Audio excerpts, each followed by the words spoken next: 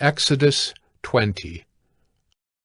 And God spoke all these words, saying, I am the Lord your God, who brought you out of the land of Egypt, out of the house of slavery. You shall have no other gods before me.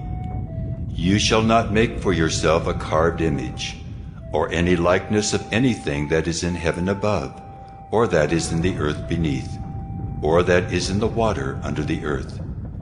You shall not bow down to them or serve them, for I, the Lord your God, am a jealous God, visiting the iniquity of the fathers on the children to the third and the fourth generation of those who hate me, but showing steadfast love to thousands of those who love me and keep my commandments. You shall not take the name of the Lord your God in vain, for the Lord will not hold him guiltless who takes his name in vain. Remember the Sabbath day to keep it holy.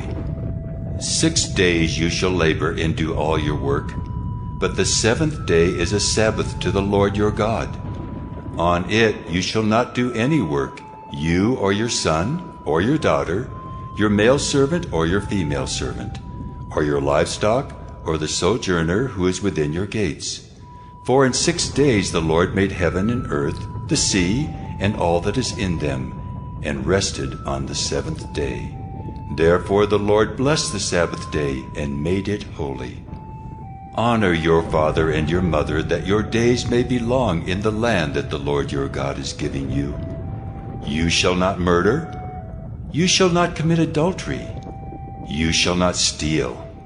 You shall not bear false witness against your neighbor. You shall not covet your neighbor's house. You shall not covet your neighbor's wife, or his male servant, or his female servant, or his ox, or his donkey, or anything that is your neighbor's.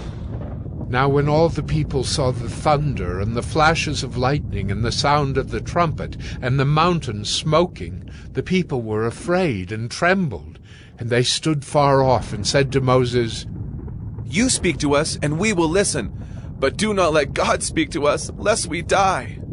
Moses said to the people, Do not fear, for God has come to test you, that the fear of him may be before you, that you may not sin. The people stood far off, while Moses drew near to the thick darkness where God was.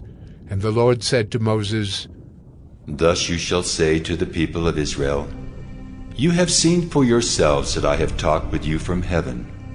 You shall not make gods of silver to be with me, nor shall you make for yourselves gods of gold.